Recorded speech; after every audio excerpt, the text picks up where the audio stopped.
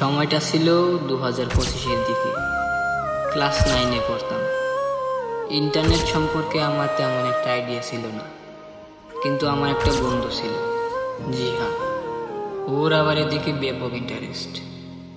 একদিন স্কুল থেকে বাসায় ফেরার সময় ও আমাকে প্রথমবারের মতো ফেসবুক আইডি খোলা শেখাচ্ছিল। হ্যাঁ, এখন কি করবো? ওইখানে ক্লিক করলাম। এখন তোর নাম আর জন্মসাল লাগবে। আরে কি লিখতেছিস তুই? কেন আমার নাম? আরে বলেন তোর নাম লিখতেছিস কেন? তো কি লিখবো?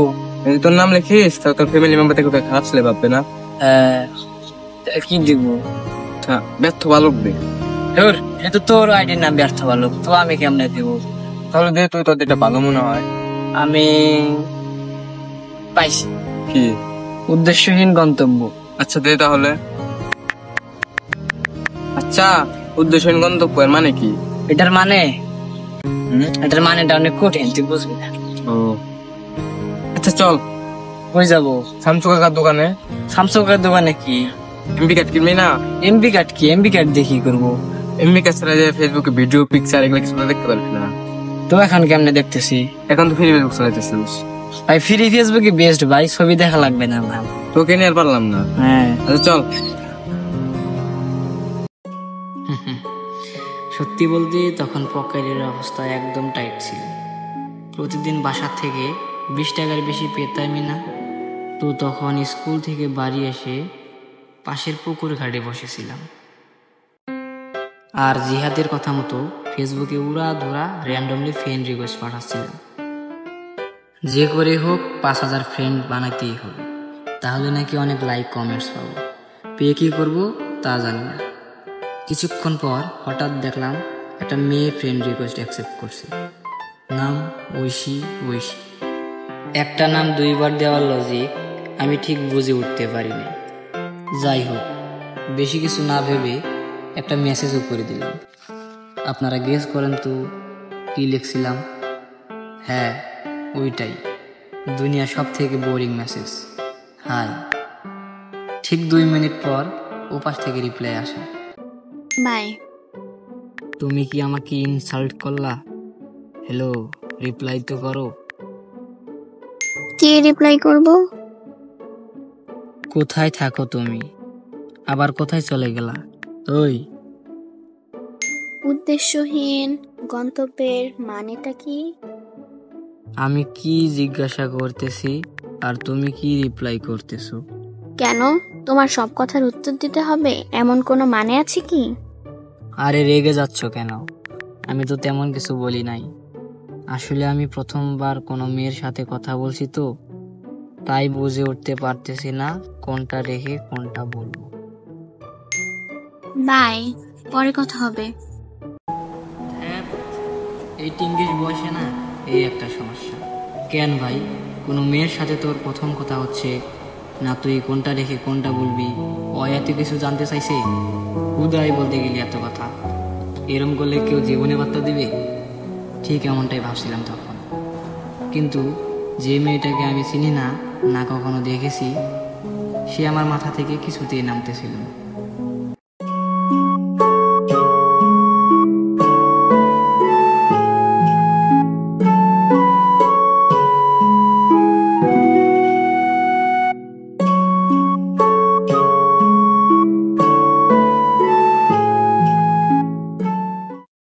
আচ্ছা, এই মেয়েটাকে এত স্পেশাল মনে হয় কেন? রাতে ঘুমাতে যাওয়ার আগে সকালে উঠে প্রথমে ওরই মেসেজ দেখি। আজও মেসেজ দেবে তো? হাই।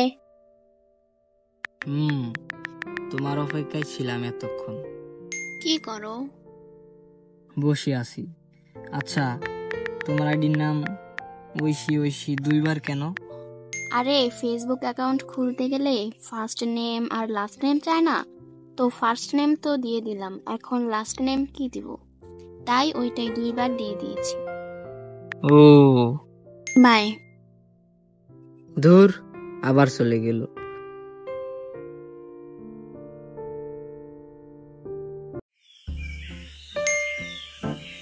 হাই। আজ সারাদিন কি করলে? এই তো তোমার কথা ভেবে সময় কেটেছে।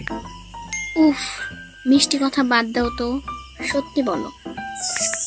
তোমার কল্পনাতে হারিয়ে গিয়েছিলাম আর ভাবনা, দুটোই চলেছে একসাথে। ভাবনা কিসের? তুমি কবে আসবে দেখা করতে? দেখা করার দরকার নেই, আমার মনে হয় না এটা সিরিয়াস কিছু। কেন, আমি কি খারাপ? দেখা করা যাবে না? কিছুক্ষণ পরে এসএমএস আসলো। কথা বলবা না তুমি, আর দয়া করে কোনোদিন মেসেজ দিবা না। বাই, ভালো থাক। আচ্ছা যাও, দেখা করা লাগবে না, কথা বলো। সরি। হ্যালো, কি হলো, রাগ করছো? ওই দাঁড়াও, যেও না, কথা শোনো। এটা এভাবেই শেষ হবে আগে জানতাম না।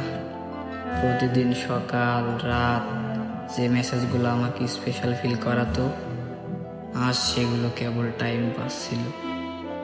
আমি এখনো তাকিয়ে থাকি সেই শেষ কথাটার দিকে, যেখানে কিছুক্ষণের জন্য তুমি ছিলে কিন্তু ভালোবাসা ছিল না। আমি না বুঝেই স্বপ্নে দেখে ফেলেছি তোমার অনুপস্থিতি যেন সময়টাকে থমকে দিচ্ছে। তোমার লাস্ট সিন করাটা বলে দিল অনেক কিছু, কিন্তু কোনো কথা আসলো না। আসলে আমার অনুভূতিগুলো ঠিক এমনই, মেসেজ সিন করার মতো, শুধু দেখা কিন্তু অনুভব করা হয়নি।